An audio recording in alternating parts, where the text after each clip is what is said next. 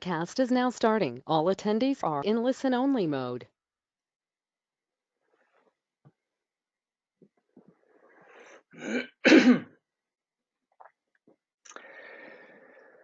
So welcome to our last installment of studying Contemplating Reality, a practitioner's guide to the view in Indo-Tibetan Buddhism. And I'd like to say that this title is actually quite significant. This is really a practitioner's guide.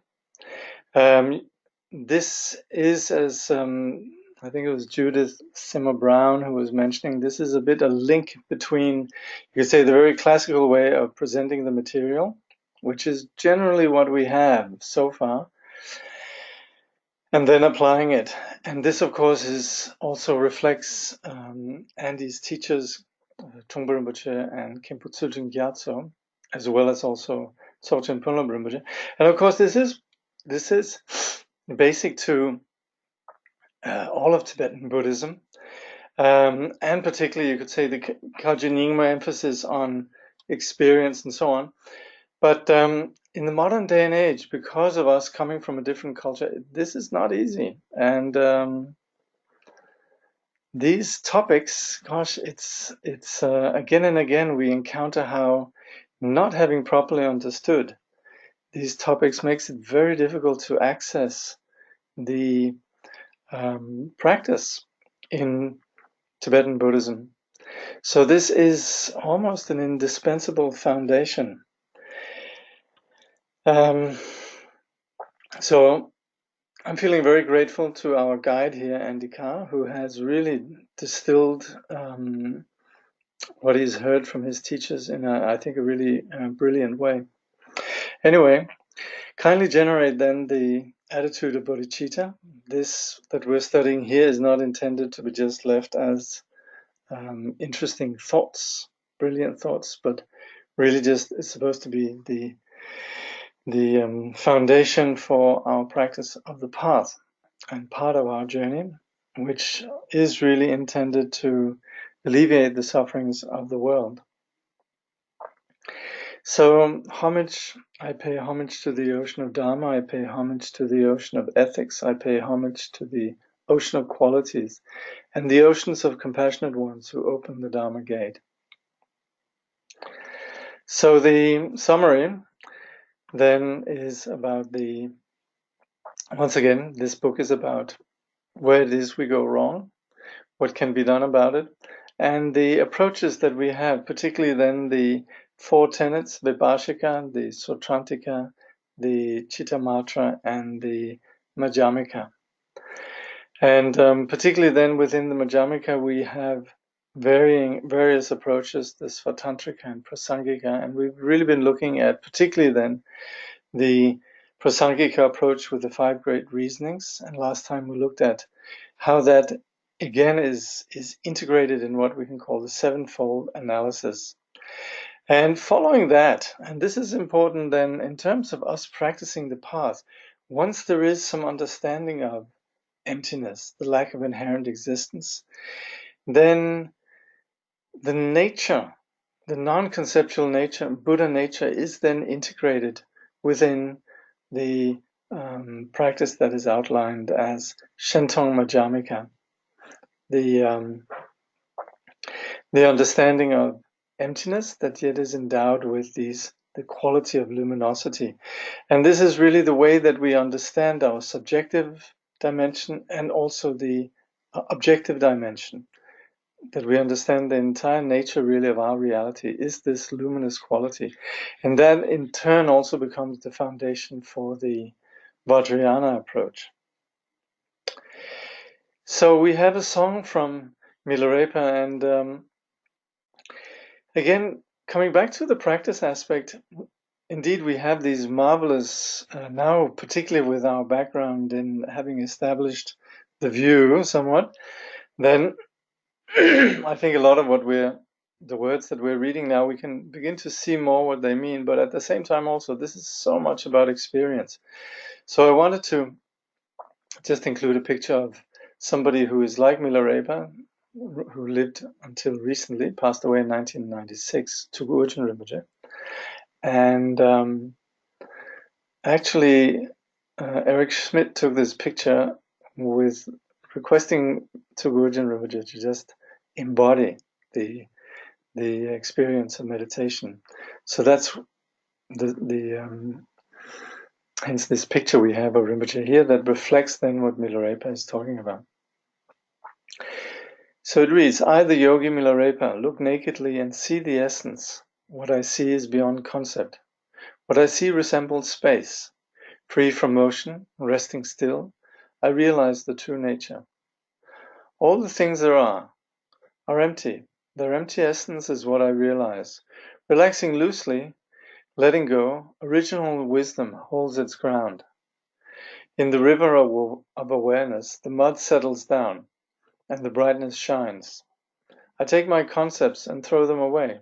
Recollection and thoughts are cut. The deep abyss of the 6 realms has been sealed completely. That's over for me now.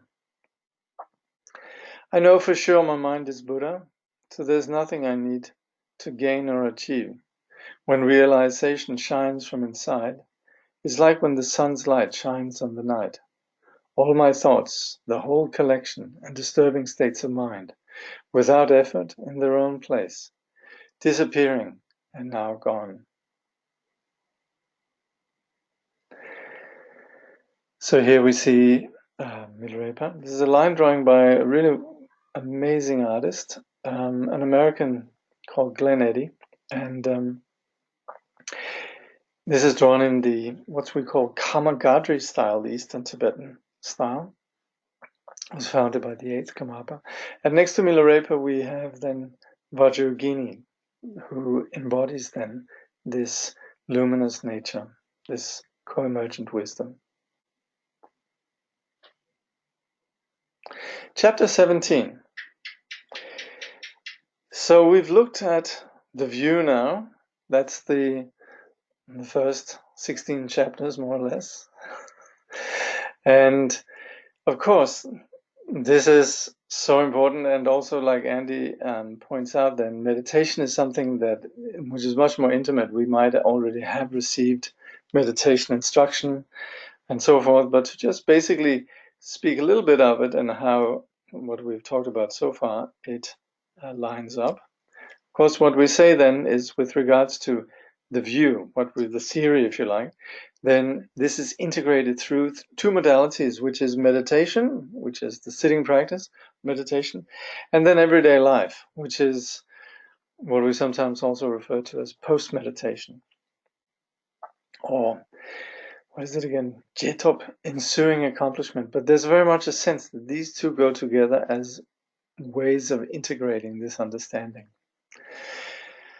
So what we've looked at earlier also is cutting through our confusion about phenomena and arriving at a place of genuine reality, and understanding that this genuine reality, it actually exists naturally if we just look. We are not building up new concepts. We are stripping away concepts and seeing nakedly. So we could say genuine reality is beyond conception. So we can understand that. What do we call again? It's called, anyway, we can exclude what it's not.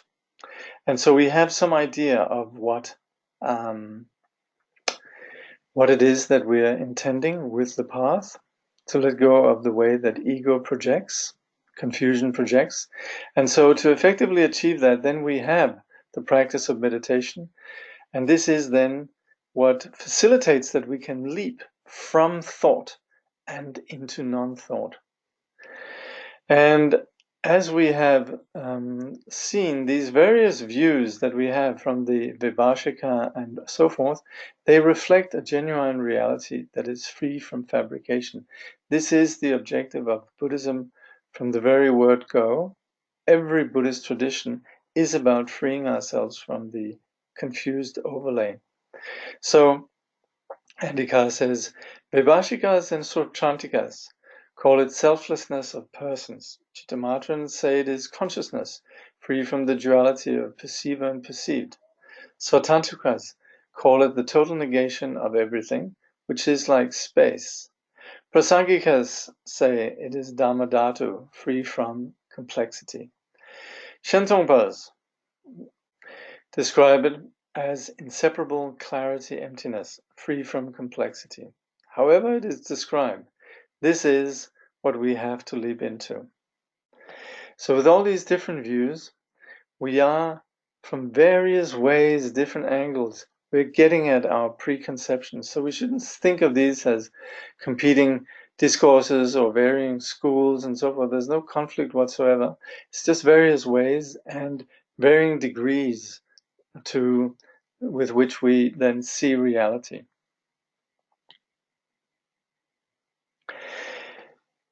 For us to take this leap, we will need to meditate. If we haven't, if we're not already meditating, we would want to learn to meditate. And even if we have been meditating, we might have been meditating in ways where we actually didn't engage this insight. So it's very important that we have this, that we have some instruction on just settling meditation. We've done a fair amount of analysis, and we have a way in which analysis, if you like, contemplation and settling meditation, just remaining in non-thought, how they work together. But it is important that regardless of whether we're doing Vajrayana meditation with visualization of deities and so on, or if we're practicing Zen or Vipassana, that all of it takes us into a freedom from complexity. That's meditation. So when we're meditating, it's helpful to prepare meditation with something that sets a vision, and hence chanting scriptures, which you do in the Theravadan tradition.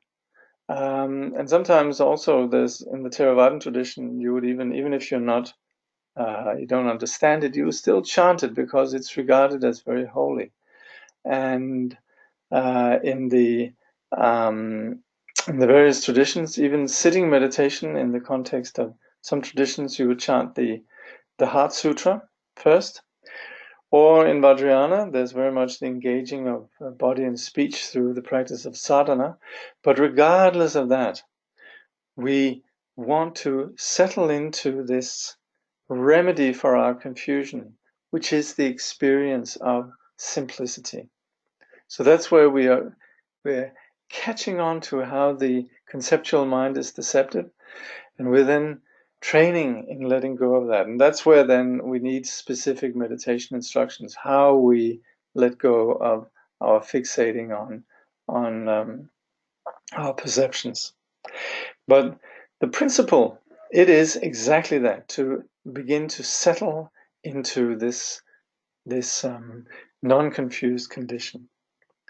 And if we already have been practicing meditation, then we know it. We need to stabilize it. As meditators, we become sensitized to then the games of ego, and we know when it's happening and when we're deluded. So we realize we need to stabilize that. So that's where there has to be a determination to succeed, so to speak. And this is where we need three aspects: faith, aspiration, and exertion, joyous diligence, if you like. So, and Karr says there are three things that will help you. The first is a certain amount of faith in the Dharma, which comes from an understanding that this is a reliable path that is worth pursuing. The second is the aspiration to become a good practitioner, which comes from understanding the benefits of meditation. The third is good old-fashioned exertion.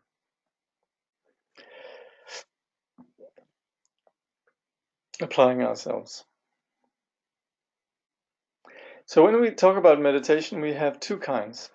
And that's all across also the various Buddhist traditions. One is shamatha, the other is vipassana. One means calm abiding, the other means greater insight or wider perspective. So, when we talk about shamatha, this is training our minds in settling. We have speedy, busy minds, and we are very caught up with not just our external activity, but also an inner conceptual mind that runs as sort of an undertow in all our actions. And this is where we'd want to begin to be less distracted. So initially then, when we're practicing shamatha, we become acutely aware that we in fact have many thoughts. And this is where we need to separate fantasy from reality. Meditation is not that we sit down and don't have any thoughts. It's that we begin to sit down and be properly present with what is happening with us. And we notice that there are many thoughts. But then again, with the application of our meditation technique, the mindfulness particularly, we begin to settle. We have thoughts, then we come back to being non-distracted. Thoughts arise, but we are less overwhelmed by thoughts, less carried away, less distracted, and so forth. So it's not really that we have less thoughts, but we become less overwhelmed and less carried away by them. So initially, our experience is we have a lot of distractions, like a waterfall. Then it's like a river in a mountain gorge. It's still very powerful, but it's somewhat contained. Then there's the leisurely flowing river, looks more calm. If we come close, there's still plenty flowing. And then there's the ocean, which is then where it just settles.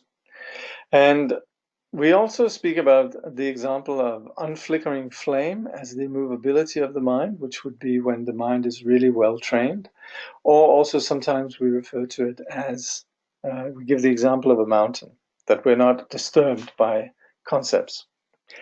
So we need to apply ourselves doing that. And we can see in the practice lineages, those who really have sort of, first of all, engaged with Westerners, they've really encouraged the practice of sitting. And in the case of Andy Carr's teacher, Chogyam Trungpa Rinpoche, he would have beginners sit first for days and then also for weeks and actually for months. Or at least occasionally they would do this thing called datun, just a month of sitting to really get a proper foundation. So when we have that, then we can talk about having some groundedness. We can talk about having what in Tibetan is called shinjang, or we have some degree of proficiency or being somewhat processed. Then we have vipassana. This, by the way, is Dilgu Khyentse Rinpoche, taken in his younger years when he was a hermit. And vipassana means superior seeing or wider perspective. And we could say this is then what we call wisdom. This is the objective of the Buddhist path. We can use various words and so on, but this is essentially what vipassana is. Also, vipassana is not just a meditation technique. It is the wider seeing itself. But there's two approaches to this. So we have analytical, which is what we've essentially done here. We've been looking at things and seeing through appearances. And then we have settling, which is then what we do on the basis of our meditation instructions, allowing the mind to settle into non-thought. So for example, analytical, that can be investigating this experience of me. And we have a vivid experience of me. Admittedly, humbly, we have to say there is clearly strong sense of me. And then when we look at that and we cannot find anything objectifiable, anything that can be grasped or known as inherently existing, then we just let it be and we just feel comfortable in letting the mind just settle. And we look at this clarity. There's knowing, there's cognizance, and yet we don't need to preoccupy the mind with something that has to be some object of the mind. So we apply this when we are analyzing our sense of person, and we also analyze this when we look at phenomena, as we have seen earlier. So we begin with alternating between this settling and analysis, and eventually then the analysis gives way to more settling. And through this, we begin to have confidence, and this begins to become basic to our trust in our own sanity and actual experience. It will become less analytical and more conceptual as we practice. Now, when we do this session, it's important that we actually invoke some quality of enlightenment to begin with. So we take refuge, and also we develop the intention to benefit all sentient beings through this practice, which is then what you very often have in Vajrayana liturgy, what's called refuge and bodhicitta. But it's something that can precede any practice that we do, whether we are doing it with liturgies or not. And then also when we conclude, then we dedicate whatever there is, good there is, we give it away. So that's the practice of meditation, very simply. And of course, this is a big topic, but very simply, this is how we can explain it. Basically, in terms of shamatha and vipassana in terms of these two approaches: analytical meditation, settling meditation.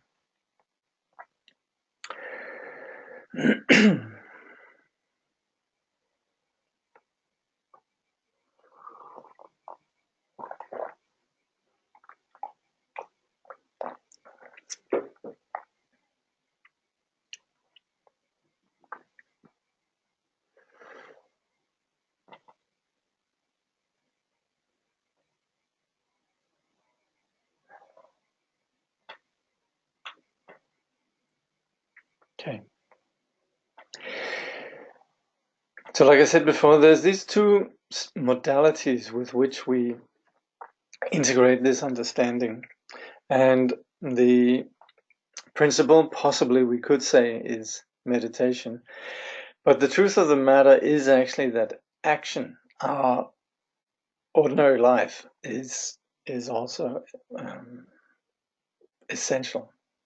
And if we're distracted in ordinary life, then the meditation won't have so much benefit. It's really important that we integrate this vision in our ordinary life, what we call post-meditation then. Now, the nature of what we're looking at here is that we have a cognitive dysfunction. We believe that this experience, this psychological experience of our being, this consciousness and our perceptions, all of that we attribute a solidity which it does not have. So we sometimes refer to this experience of our deluded projecting onto our being of self as ego. Ego is slightly rude and does have sort of a little bit of a pejorative tone to it, but and that is of course also justified. So we can talk about ego, but yeah. Now my point probably is that we'd want to be careful with seeing ego as evil, that it becomes a whipping boy, and also that we see ourselves as ego. Our nature is not ego. In fact, there is no ego, but there is a delusion, and it's a regrettable situation, but we should avoid sort of, I think, certainly when we're thinking about it, we should be careful to not see this in terms of good and bad. It's just a condition of delusion. At the same time, also when we're dealing with ego, there is a place where we also need to be a little bit wary of being, how do you say? Well, the Tibetans call it actually the kyagyok, which means the one that takes out the chamber pot. The kyak literally means shit, so it's the shit servant. So it shouldn't necessarily be the shit servant of ego. So there should be a little bit of discerning taking place with regards to the games of ego, fueled by its insecurity. Anyway, we'll look at that, but what we have is a situation of something that's non-existent, that we seem to believe truly exists. And so we have a situation where we could say ego masquerades. It's non-existent through proactively ignoring what is. And I'd like to recommend cutting through spiritual materialism to really actually very clearly in the introduction and also the first chapter, Spiritual Materialism.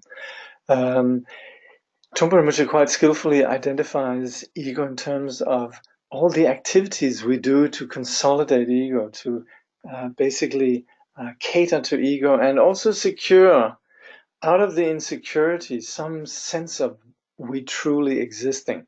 Because that's ego's biggest problem, is actually that it doesn't exist, so it's continually perpetuating this delusion around itself.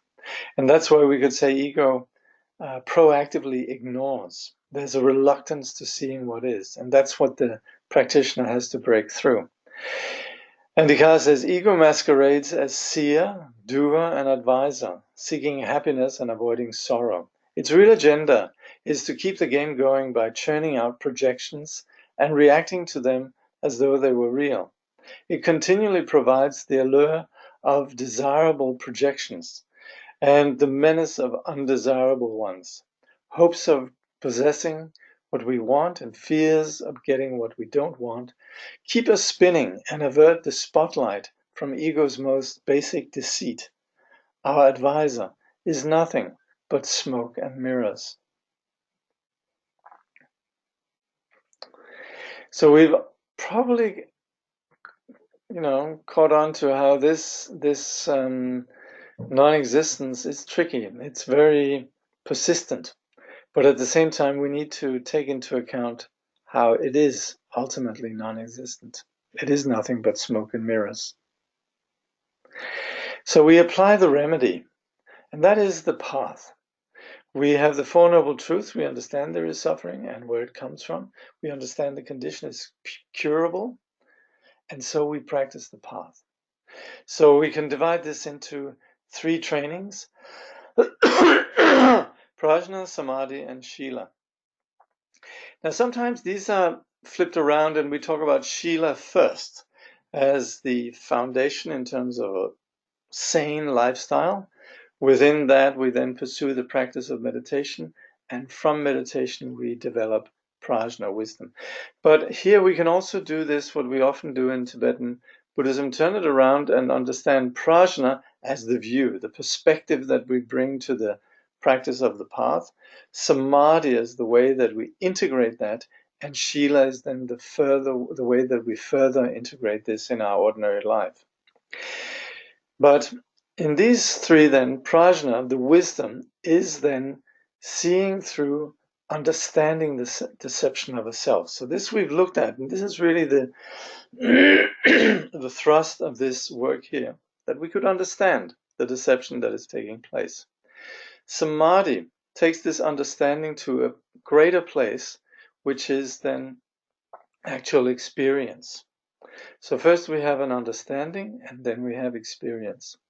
And Shila then further integrates this view and this experience in our everyday life. Now we're going to look at how this is practically done. But I'm going to be drawing a lot on Andy Karr's lines here. I mean, the next one I think is so brilliant. Andy Karr says, ego's version of ethics is to practice virtue to get the best possible deal within samsara. And this is also very often, the theme of cutting through spiritual materialism. And Tsongtse Rinpoche, he says, the truth of the matter is that you can't fix samsara. Tsongtse Rinpoche gives this example of 3 strawberries. We have a strawberry, we're sitting there having a strawberry, we can pile one on top of the other strawberry, that might work. You could have the 3rd strawberry. It might work just very briefly. You might be one of these people who can pile rocks, right? But it's very wobbly. And so our attempt to secure happiness within samsara is so wobbly and doomed to, that 3rd strawberry is doomed to fall down. But we attempt it, and so as much as we might understand the value of virtue, it's very often done within the parameters of the according to the mentality of ego, trying to get the best possible deal. So Karr says, the ethics that transcend samsara are virtues that are in harmony with genuine reality, egolessness, rather than ego's distorted perspective. So this is where we're now talking about meditation, or this wisdom in action. So this is where we're going to speak about the various styles of Shila, or the various styles of discipline as they exist within the path. So we have the foundation of all Buddhism, and Tibetan masters will always emphasize how valuable it is to have the monastic foundation. The monastics, they uphold what we call the path of individual liberation.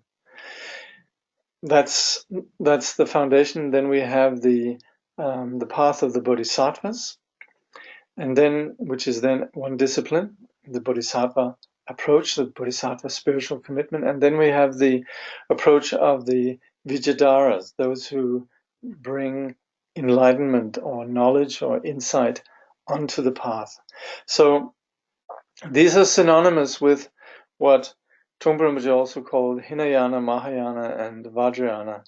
So I think I've said before, sometimes when you talk about the three yanas in Buddhism in general, it refers to the Shravakas, the Pratyekya Buddhas, and the Bodhisattvas.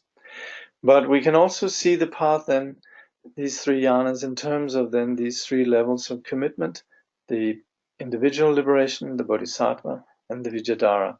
So we're going to look at how then our discipline, the way that we integrate the path, the vision, and the meditation in ordinary life. And that's where the approach of the individual liberation implies then generally the motivation to attain liberation for oneself. So it has then this particular scope. But we can also see this not just in terms of, you can say, a smaller vehicle, but also in terms of a foundational vehicle, sometimes also referred to as the root jhana approach, that this is the foundation. So there we talk about the initial insight into the selflessness of person, and also then the practice of not harming, so non-aggression. So that's the way that we would define the vision and the practice of the path of individual liberation. And that's specifically where we have then advices on how to abandon 10 types of unwholesome actions of body, speech, and mind, which are the 3 bodily actions, which are killing, taking what is not offered, and sexual misconduct. The 4 negative actions of speech, which are lying, slander, speaking harshly, and idle chatter. And then the 3 negative mental actions, which are envy, malice, and wrong views. So we say the last 3 are actually more important because they are really what lie at the heart of things. The others, yes, they are of course significant, and they're very helpful in terms of having some clear picture of how to handle ourselves with physical and verbal action. But even more basic is the what's happening in the mind. And so we have envy or resentment, anger, and then also wrong views really means that we have a not clear view about reality, and that's rather subtle. And what we have been looking at here in this present book, Contemplating Reality, is really getting at the core of what we then call wrong view. Now, on the Bodhisattva path, then and we'll look at this, it's a bit more elaborate. We here have the Bodhisattva path engages a vast vision of reality with a commitment to the liberation of all sentient beings. So it's not just about us wanting out, but it's about we understand the nature of reality and we have a much greater vision. But also with there, we don't think enlightenment is retreating into some private nirvana. So here the view is an understanding of the lack of inherent existence in anything, particularly then what we call the experience of self of person and the experience of self of other. This we've been looking at in the previous sections, understanding how the subject, there's nothing objectifiable or tangible in there, it's empty, and similarly also the phenomenal world. So settling into that, and this of course is also then what we've discussed in terms of the various approaches, particularly then the Madhyamika, is then the understanding of selflessness. Now this is integrating then through what we call the 6 paramitas. Now paramita means the other shore, and it means the actions that are done from the perspective of transcendence or egolessness. So these are things that we do, but they're things that are they're not actions that are premised on self-centering. So the first of these are then, if we are to enumerate, the practice of generosity, ethics, patience, joyous diligence, meditation, and wisdom or prajna. So Andy Karr says, these powerful methods go against ego's grain and undermine self-centeredness while directly helping others through action and example. So these are not exactly going against ego's grain in the self of being how do you say, self-flagellation, self-punishment and all of that. That's not what it is, but it's not, again, not being deceived. And this again is where we don't want to be. We're not slaves or submissive to the confused actions of ego. And then from that point of view, our actions can very well continually come from a place of non-ego. And so these are actions that are informed with this wider perspective. I'm going to be reading from Andy Karr's, which I think his very pithy definitions here. Not all of them, but I've taken what I thought was really valuable. He says generosity, which is the first then, dana paramita. Generosity means letting go. The act of giving might involve letting go of physical possessions, but even more important is giving up pettiness in our struggle with the world. When generosity is free from focusing on the 3 spheres, the giver, the gift, and the recipient, it is the actual paramita of generosity. And this is important with these 3, as much as they are ethical guidelines, they also come with an insight into the absence of essentially duality or confused or limiting ideas when we give. For example, when we give, if we give with a strong sense of I and being very generous to you, giving this here gift, I gave you $5 and I hope you will never forget.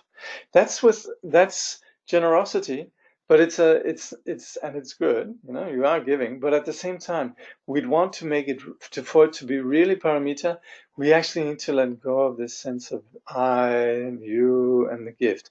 Not that it disappears, but rather we're obstructing. We're limiting ourselves by this fixation. And we can also see, interestingly, when we see others be generous, but we then see they give with a lot of strings attached, we actually don't really think of it as real generosity. We can see it's not genuine generosity. So this absence of these, what Andy then refers to as the 3 spheres, with the subject, object, and action, the absence of these, they run through all of these paramitas as the understanding that when these paramitas, when these actions are done, for them to be real paramitas, they have to have this dimension of essentially wisdom that is not caught up in this game of duality. So the next is ethics, or Shila Paramita, and Andy Karr says, relinquishing the kleshas, we engage in the opposite of the old unwholesome actions, the 10 wholesome actions. Instead of taking life, we try to protect it. Instead of stealing, we practice generosity, and so on.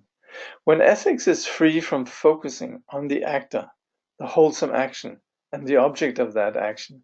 It is the actual paramita of ethics. So again, discipline is engaging a natural sanity. It's action that is not tainted by the toxic attitudes of ego's insecurity, which are the kleshas. And so discipline as such, the 10 wholesome actions and so on, actually are something that would happen spontaneously within an unconfused person. And again here, the less there is fixating on me, the action and the object and so forth, the more it is wisdom, permeated by wisdom, the more it is paramita. Then we have kshanti, paramita, patience. And Karr says, the paramita of patience is the antidote to anger. It's based on compassion and prajna. The compassion aspect is seeing that the harm we experience from others comes from their suffering caused by the kleshas, ignorance and confusion. So there's a lot to be said about the paramita of patience. And if you have the chance, then the 6th chapter of the Bodhicharyavatara is wonderful, wonderful exposition of this, the way of the Bodhisattva, chapter 6. And he continues then, the prajna aspect is seeing that the experiencer of the harm, the painful experience, and the cause of that pain have no self-nature. So in that way, the sage is again not somebody who is very self-congratulatory about their patience, but is more that they see that the projecting onto the other as being there is some essential harm due and so forth, ultimately is not real. So from that point of view, there's this natural presence of patience, but of course it also means that the sage is not clueless. The sage might be very practical in terms of dealing with the circumstance, but at the same time has that insight that is not deluded and not confused with anger. Diligence, virya, and Karr says, laziness and depression are forms of self-clinging. Exertion comes from seeing selflessness, and therefore that we can step over laziness and depression and cheer up unconditionally. Diligence is based on joy, not drudgery.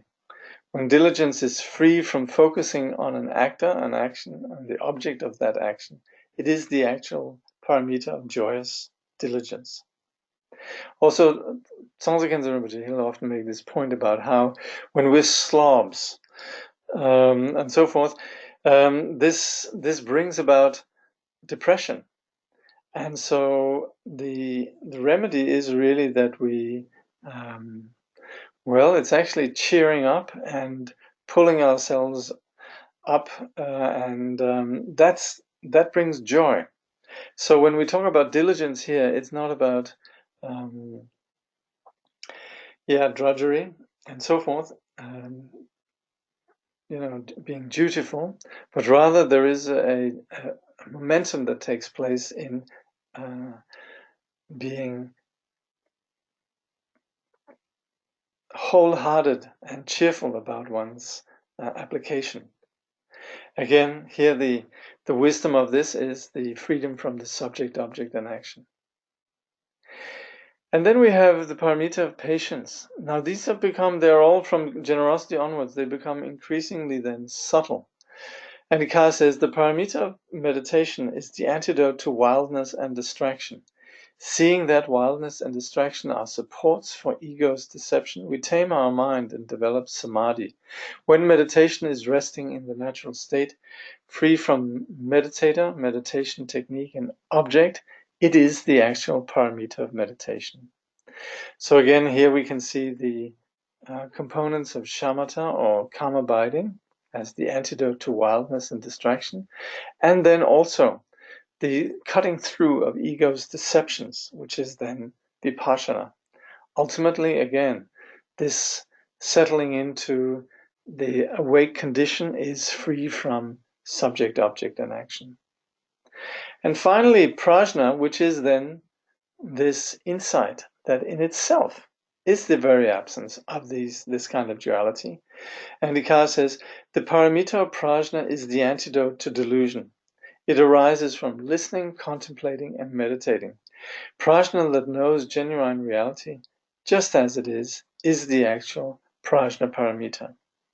So this, if you like, is the ultimate remedy. This is the sword of Manjushri that cuts through the deceptive layers of ego, and this is the ultimate muscle or weapon or remedy for confusion. So this was the Bodhisattva approach. And then there's action in terms of the Vijayadhara path, which is, as we saw in the context of the Shentong, Madhyamika, and so forth, this is then the path that carries Buddha nature as or rather the result of the path, carries that, makes that the path itself. So this is what we call the resultant vehicle approach. So of course it's radically different from the gradual approach that we have in both the path of individual liberation and also the path of the bodhisattvas. But at the same time, it is really arriving at the same place, which is this insight that is free from delusion. Here it's more directly engaged. And Karr says the Vajrayana approach to Shila is based on the view that wisdom primordially abides as the ground, covered over by temporary defilements. The motivation is to recognize this original purity and take it as the path. In harmony with this, Vajrayana conduct is the conduct of equality and purity. So, of course, Vajrayana might appear in so many different ways in terms of its various methods and so on. It engages body and speech, so it sometimes looks as if it's very ritual-oriented and so forth, but it's more that it actually integrates more fully our experience. So in a way, Vajrayana ultimately is more seamlessly present within our life. It's a greater degree of simplicity because it integrates wisdom within all our aspects, body, speech, and mind. So it is ultimately really the recognition of purity that exists with all aspects. So this is in no way different from the other vehicles, but it has a different flavor. And so there's also a different way that we approach this, the Vajrayana conduct, which in terms of understanding what we're doing, then it is what we call the conduct of equality and purity. And that actually refers to what is called the superior two truths. And he doesn't go specifically into that, but he does mention these two. And this is actually what equality and purity are. It's a different way of seeing the two truths, where absolute truth is then seeing the nature that permeates samsara and nirvana equally. So from that point of view, there is no difference in terms of how reality actually is. This, of course, is shared with the what we call the Bodhisattva Yana, the Mahayana in general. But there is a different way of engaging it, and then that's from relative truth, where here we understand that all phenomena, in that they are phenomena seen properly, they are intrinsically pure. And so seeing all phenomena as pure, we then see them in terms of deity or mandala and so forth. We see that they already are there, and hence in the Vajrayana practice, Karr refers to the approach of the Vajrayana engagement of this vision of purity. For example, the seeing of deity, mantra, and wisdom. But all of that is just a way of engaging or recognizing this purity that permeates all relative perceptions.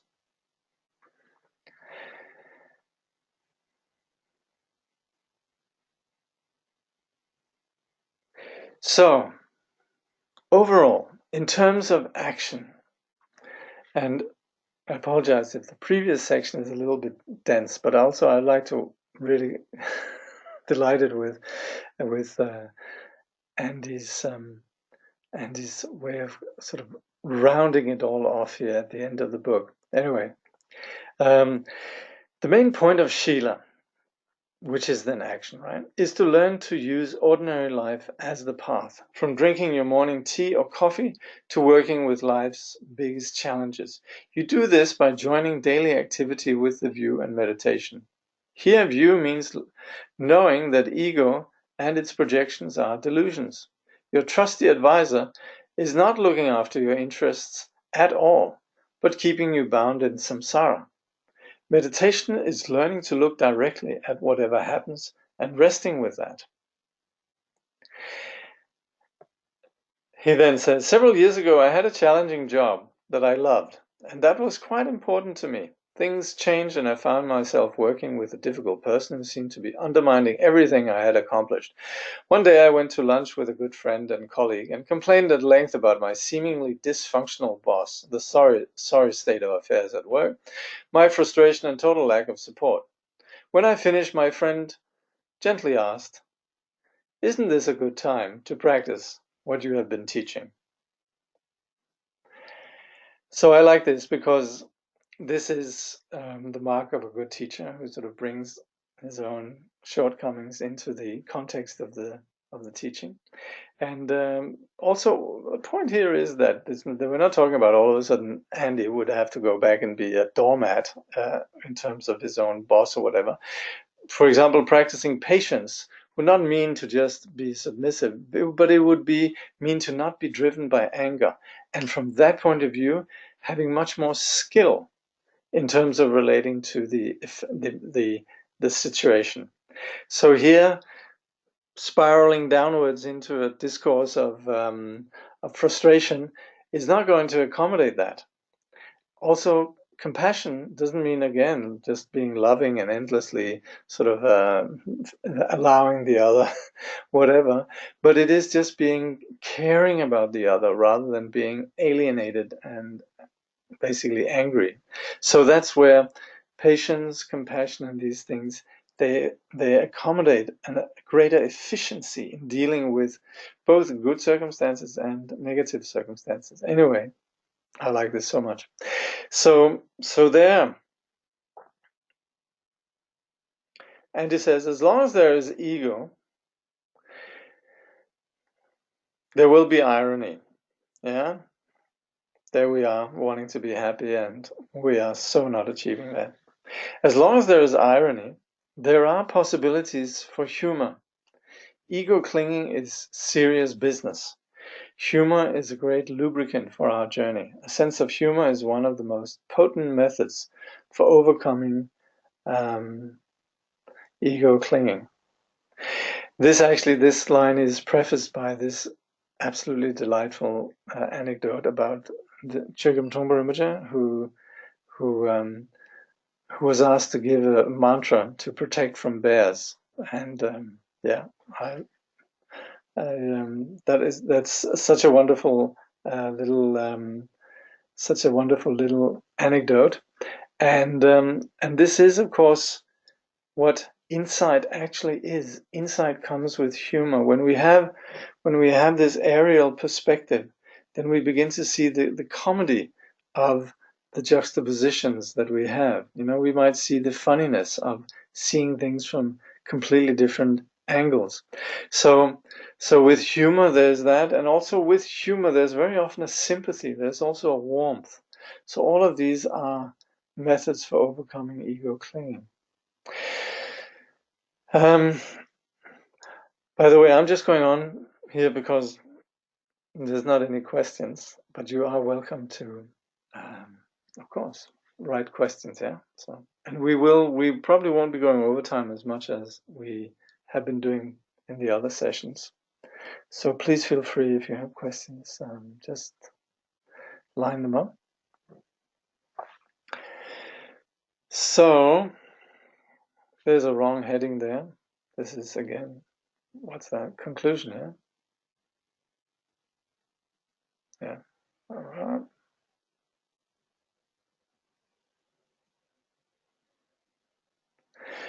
So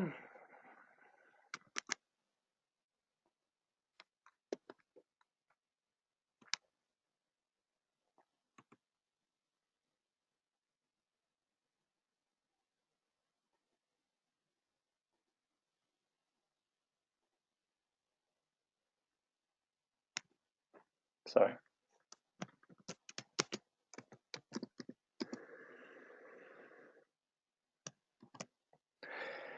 One of the best ways to practice view meditation and conduct together is the Mahayana practice of the samadhi of illusion. This method is to recollect again and again that your experience is like a dream, like an illusion, like a movie, as you go about your daily life. You don't need to cling to this thought. Just use it to cut through your attachment to experience and move on. Remind yourself that while things appear, they have no self-nature. So think of that. Think that things are just an illusion, just like a dream. And that means that things we know, we've already established rationally that things don't have inherent existence. They don't exist as solidly as they appear. So the way that we can integrate that, not just thinking about how things don't exist, but just think it's all an illusion. It's all like a dream. And so forth. This helps. And also important to understand that this does not make us vague. This does not mean that we remove ourselves, but rather it means we're more present within. We don't have the same struggle. So this is a very profound way of integrating what we've been looking at here. And also this applies then in terms of now that we are looking at the conclusion where we now then, and Andy outlines then how we've been through the Vibhashika, the approach of analyzing both the experience of our psychology and the external objects, seeing that we cannot actually, there's really just, well, we would say there's particles, but then again, we don't, we don't even if we've been told that everything, matter is made out of particles and so forth, we still see them as solid. So there is a lack of discerning taking place. And also the Vibhashika arrive at how there really just is moments of consciousness. And in this way, they arrive at an understanding of egolessness, but they still assert the reality of both the external world in terms of there is something out there, and also in terms of the mind. But nevertheless, their insight is very precise, and this is something we can empirically verify ourselves. Similarly with the Sautrantika also, this is more on the level of epistemology, seeing do we understand things really? Do we see the actual object, or are we seeing our version of it? And that's where we distinguish between what is called generally characterized phenomena, which is just our idea, and then specifically characterized phenomena, which is actually how phenomena are without our projection onto them. Then the Chittamatra is then the insight how phenomena, they originate from the mind, and actually they have no reality outside of being experienced by the mind. And he says, we actually don't have common experience with others. He was saying when we're in a shared situation, everybody sees things differently. So that's the Chittamatran point of view. The Madhyamaka, they would still say, yes, conventionally everything is created by the mind, but they don't really go into anything other than just saying anything that exists that is conditional, dependently arisen, does not have inherent existence. It is empty. There's a Svatantrika approach that we saw, which very much deals with how we can understand this on one level conceptually and also beyond conceptual. And that's this two-truth approach that is typical of the Svatantrika. And of course, then in the context of the Svatantrika, the highest view then is this space-like absence of any quality. But there is in the Svatantrika this skill of a gradual approach. Prasangika more hardcore, just essentially saying that there's nothing that we can objectify.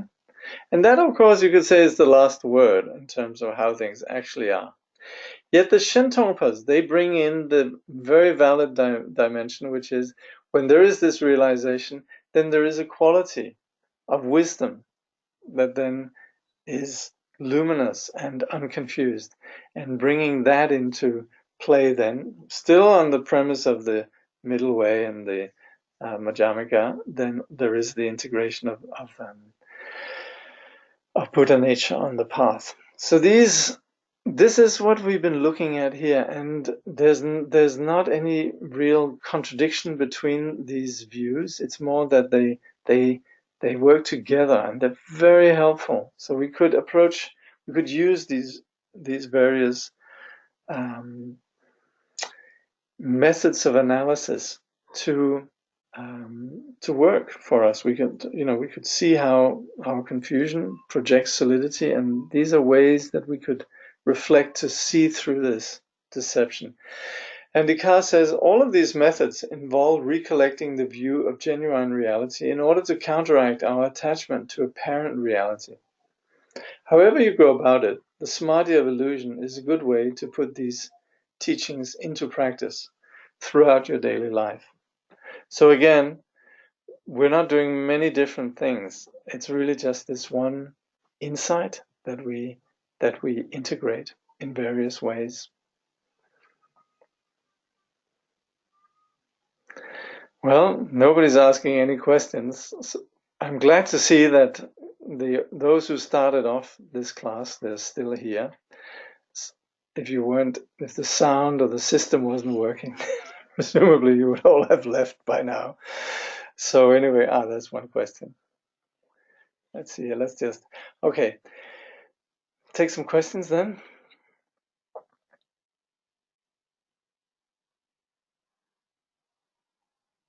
The intermittent sound of a resident gecko reiterated what was being said.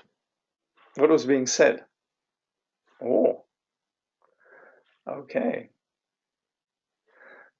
Sometimes we would say bodhisattvas manifest in so many different ways. They might be, geckos or rabbits or so on, elephants. Yes. There might be a resident bodhisattva gecko. Any questions here?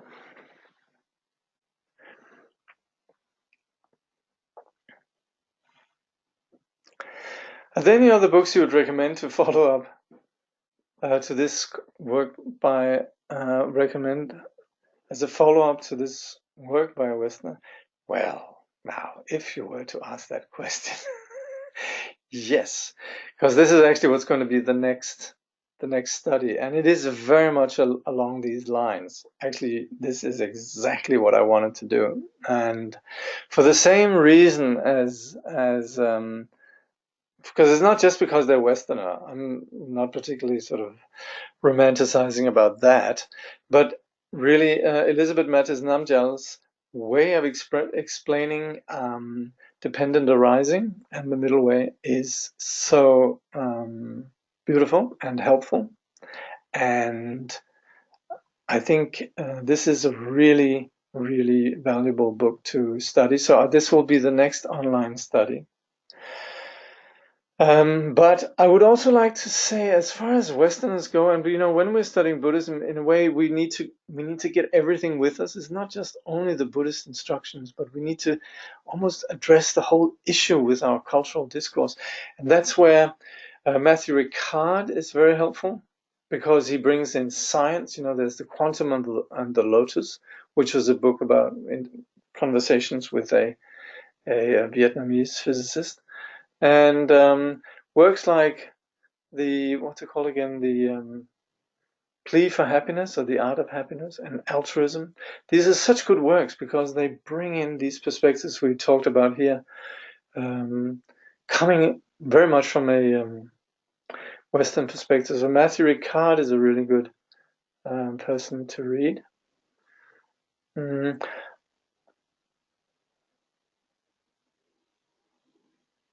I have to say I'm quite skeptical actually of Westerners. And in some way, Pema Chodron, since she's right here, there she is. Pema Chodron, I would also warmly recommend reading. Yeah. Some of the others, yes, can be good, but also sometimes it's as if something gets lost sometimes. Yeah. Anyway, those. Yeah. Thank you for the program. I have to hear it over and over to understand it a bit more, tiny bit more. Well, please do that. And this is, I would like to say, if you think this is difficult, you're not the only one. The generations of Buddhists who have studied this have found this difficult. But at the same time, it's worthwhile. And because it's real, it is something that comes back to what we experience. It is doable. But yes, take it incrementally, just, latch on to something that makes sense and then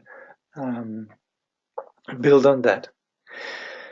It seems to me that the starting point for all these teachings is to first become totally and completely convinced that belief in inherent existence of self and phenomena is the source of all suffering. Okay, I have something to say about that anyway. It does not seem to me that this is so simple to really integrate at a deep emotional level. Do you have any suggestions on this? Thank you. Very good questions. I would like to say that we don't need to start with a belief in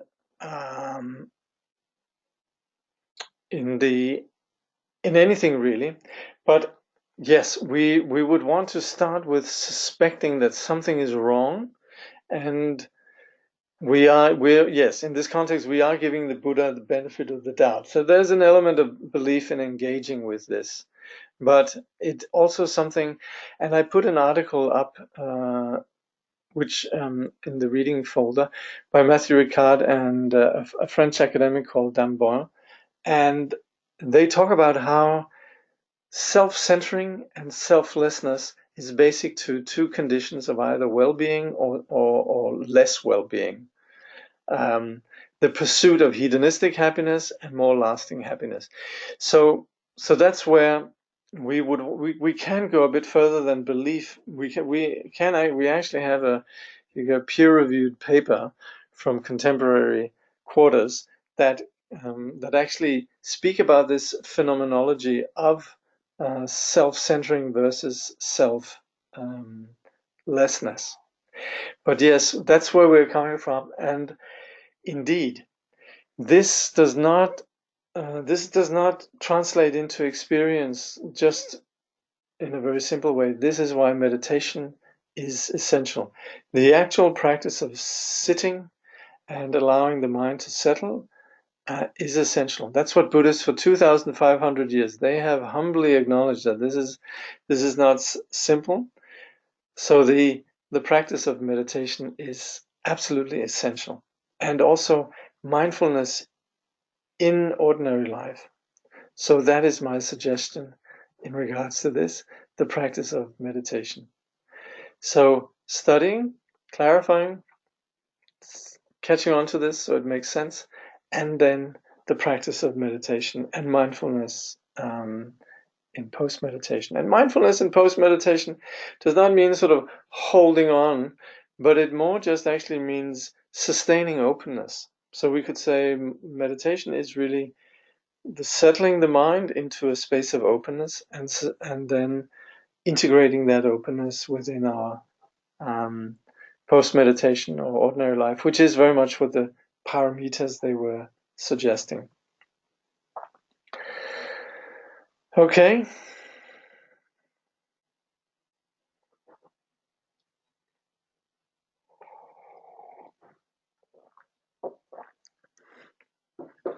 So I'd like to thank you all for joining me here in this study.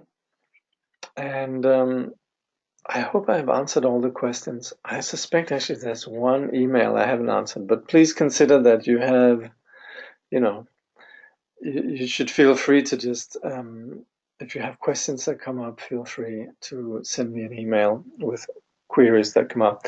And again, I warmly recommend the next course, which will be somewhat an extension of this. Also very nice, very engaging, very personal way of presenting the material, the logic of faith. So thank you, and all the very best with integrating this By this positive action may all beings perfect the accumulation of merit and wisdom, and attain the two supreme kayas, which arise from merit and wisdom.